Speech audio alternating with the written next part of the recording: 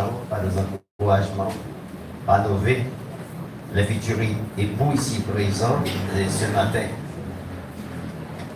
Et comme vous n'êtes pas sans savoir, le mariage est une institution qui a été établie par le Dieu créateur depuis le commencement de toutes les choses.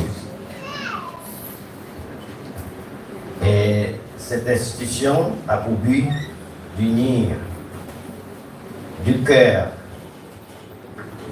aimant.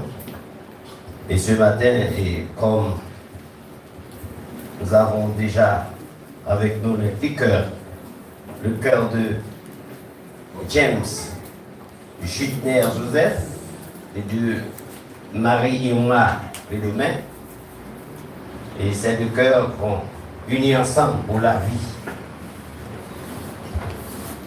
En se mariant, les futurs époux se disent l'un à l'autre: je te promets fidélité jusqu'à ce que la mort nous sépare. Cette promesse, une fois prononcée, marque un point de non-retour. Il s'agit d'un engagement mutuel, total et permanent. L'homme, en quelque sorte, est soudé à sa femme. Le mariage est fait pour être permanent. Dieu attend de nous une attitude positive et constructive. Quand nous traversons des difficultés, il veut que les époux restent unis jusqu'à la fin de leur existence terrestre. Et je prie à ce que les futurs époux de bien vouloir se mettre debout.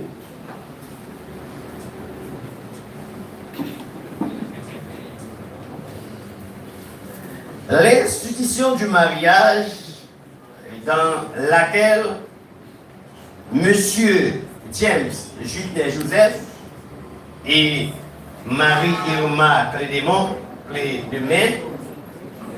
et veulent délibérément s'engager est la première et la plus vieille institution établie par Dieu le Créateur au début de toute l'humanité et régie par la législation haïtienne. Jésus-Christ a honoré cette institution de sa présence aux noces de Cana, en Galilée, où il a accompli son premier miracle. L'apôtre Paul, à travers ses épîtres, met en évidence la responsabilité et l'honorabilité du mariage. À souligner, c'est dans cette institution, dans une cérémonie du mariage, que Jésus-Christ a accompli son premier miracle dans son ministère terrestre. Alors pour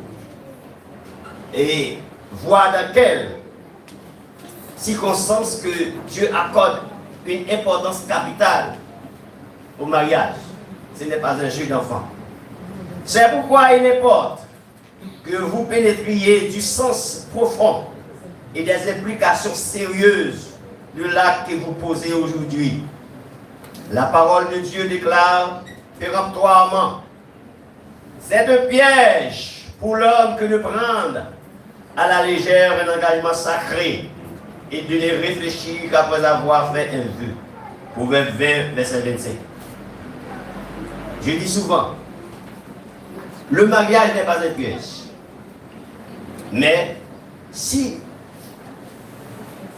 des gens prennent des responsables, des engagements qui ne sont pas au sérieux, maintenant le mariage va devenir un piège.